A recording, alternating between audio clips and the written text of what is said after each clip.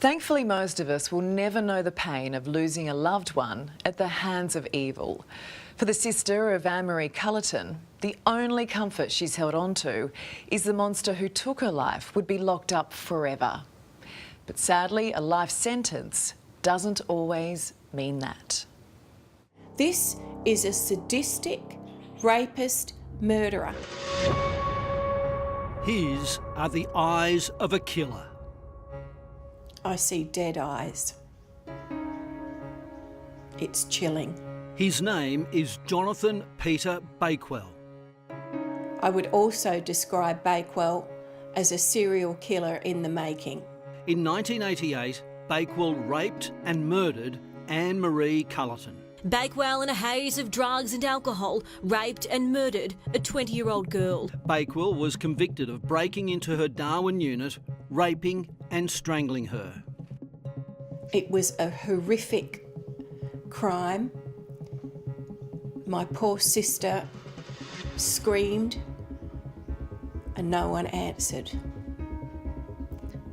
My poor sister suffered a cruel and torturous death. Anne-Marie's sister, Eileen. She was just a gentle, beautiful girl. Bakewell was originally sentenced to life in prison in the Northern Territory. He was behind bars where he belonged and he couldn't attack anyone else. And justice was done. But after a legislation change in 2004, his sentence was redetermined, 25 years imprisonment. Life is life, should be life for a reason. And that is because we need to keep these heinous murderers behind bars so that they can't attack anyone else. The following year, Bakewell applied to serve his time in South Australia to be closer to his family. He actually fought all the way to the High Court so that he would only have his sentence reduced to 20 years. Now, Bakewell is about to be released after a decision by the South Australian Parole Board.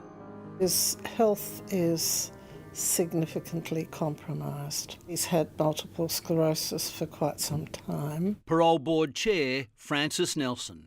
And he has other medical conditions, but last September he had a stroke. Bakewell has been granted parole 6 times, each time reoffending, mostly for drug abuse, and returned to jail. He's been warned if he uses marijuana again, it will precipitate another stroke and he may not survive. I fought and fought to get Bakewell's parole cancelled. For Eileen Cullerton, it's another cruel blow after years of campaigning. It is beyond frustrating. It's actually soul-destroying. As a victim family member, to have to fight year after year after year. She's taken her case to the South Australian government, but says she's only been given lip service. He has been continually released time after time, and it's just, the parole board is just a revolving door. In June, South Australian Premier Peter Malinauskas appealed the parole decision and lost. If the Malinauskas government felt that Bakewell was dangerous enough for them to appeal the parole board's decision, surely he's dangerous enough for them to bring in a law that will keep him behind bars. Eileen Cullerton is taking her fight nationwide. She won't rest until governments listen to her pleas for parole reform to keep what she calls sadistic rapist murderers locked up for life. This is not a crime of lust or loss of control. This is a crime of power and control, of sadism and of cruelty.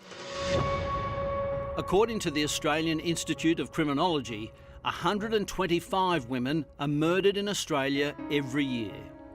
Protect women from these heinous murderers. It's a disgrace.